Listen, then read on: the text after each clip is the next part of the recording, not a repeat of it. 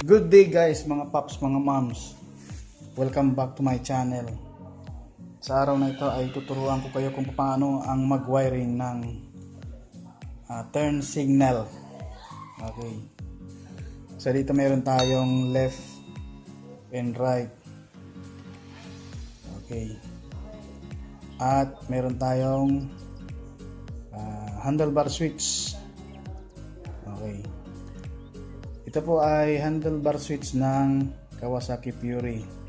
Itong orange na wire po ay siya po itong supply ng turn signal.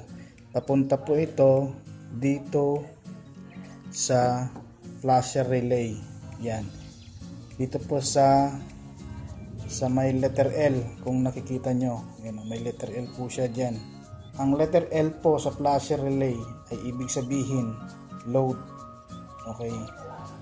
Tapos yung kabila po niya, ito po na letter B, ay siya naman pong papuntang accessory wire ng motorsiklo. Ang ibig sabihin po ng letter B sa flasher relay ay battery. Okay, or accessory. Pwede ring tawagin yun. Okay. Ito pong flasher relay ay may sound. Yan po. Pag nakikita po kayo ng ganito, may butas dyan, ito po ay may sound. At nakasulat din naman po dito na may sound flasher. Ayan. Sinira ko na po ito. Dahil yung sound nito ay sira na. Kaya tinanggal ko ito. Tinanggal ko. Tapos yung wire na papuntang speaker, yun ay pinutol ko na. Tapos binalik ko ulit ito. So ngayon okay na. Okay. So testingin natin para makita nyo na okay na. Gagamit po tayo ng itong test light. Yan. Ito po yung kanyang clip, alligator clip po. Okay. Sa pag-testing po ay gagamit tayo ng battery or battery converter charger. Okay. Sa pag-testing po nito ay itong positive ilalagay natin dito sa letter B. Ito po yung B. Yan, kung nakikita nyo po. Yan. Ilalagay nyo po dito. Yan. At saka itong negative, siya namang ikiklip natin itong alligator clip ng test light. So ilalagay muna ito dyan.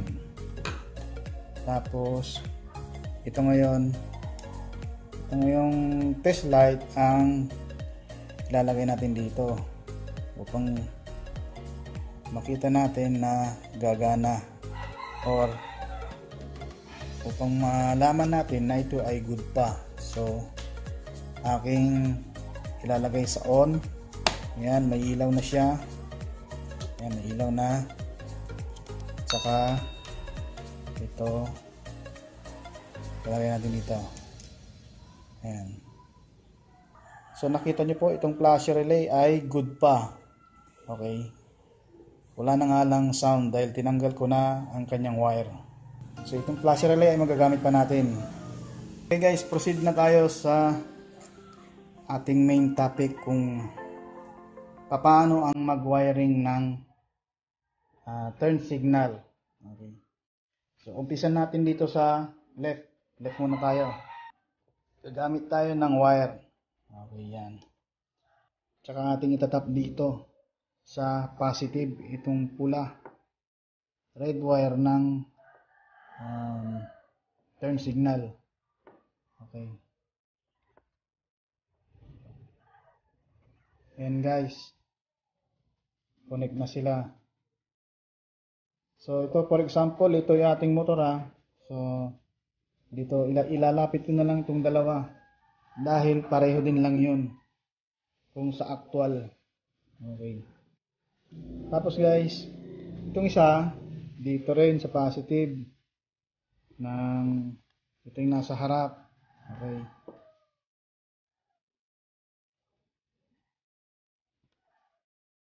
Yan guys, tapos na. Nakatap na siya. Tapos guys, dito na tayo sa right. Tugtungan ulit natin. Yan. Tapos, ito na yung sa harapan. Yan. So, meron na tayo sa likod. Nakatap na. Nakatap na itong sa likod. At nakatap na rin itong harapan. Yan. So, okay na tayo dyan. Itong wire nga pala, guys, na dinugtong natin, ay habaan nyo lang kung sakali ay kung kayo ay mag-actual wiring. Dahil ito, dudugtungan pa natin yan. Yan. Itatap nyo dito sa kaliwang wire. Ang left turn po ng Kawasaki Fury ay green wire. Okay. Tapos ang right turn ay gray. Dito po. So sa ibang brand naman po ng motorcycle ay check nyo na lamang po dito sa inyong screen. Okay.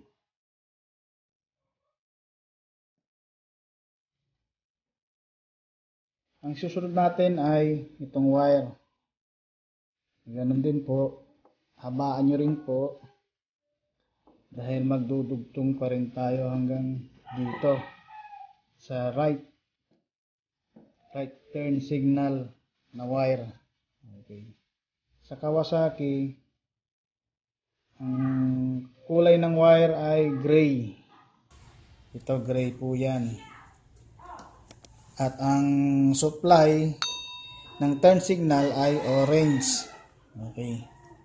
So ito po ang kanyang turn signal supply.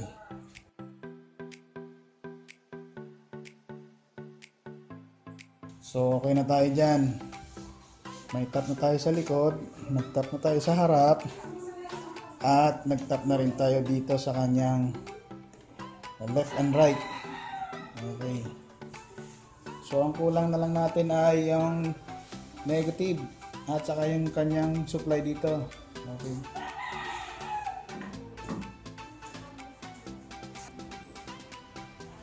Okay guys, ang sunod natin na itatap ay ang kanyang negative. Okay, kukunin natin lahat ng negative, pagsama-samahin na natin. Okay, negative dito sa likod at negative dito sa harap. Saka lalagyan natin ng wire. Yan. Yan guys. May wire dito sa likod at dito sa harap. Lagyan natin. Yan. Pero kung sa actual guys, pwede nyo na itong itap sa body ground. Itong mga negative nya. Okay. Sa body ground na lang ho. Ganon din sa likod, sa body ground, basta yung mga metal part, yung mga walang pintura, doon ho kayo magtatap ng negative. Okay. Okay, tapos na po tayo dito. Meron ng wire ang kanyang negative, nakatapping na lahat. Susunod natin ay ang itong supply. Itong supply ho ay lalagyan natin ng wire. Ayan. Okay na yan. Tapos itong dulo nya, okay, ilalagay natin dito sa letter L. Yan po. Kung nakikita nyo po yan, letter L. Yan, may letter L. Load po ibig sabihin. Kaya dito natin ilalagay. Yan. At yung kabila, ayun naman ho yung papuntang accessory wire. Okay. Ang gagamitin po nating power source ay ito na lang, battery converter charger. Okay. So halimbawa na lang natin na itong kanyang positive ng converter charger ay accessory wire. Okay. So itatap natin dito sa battery or letter B ng flash relay. Yan.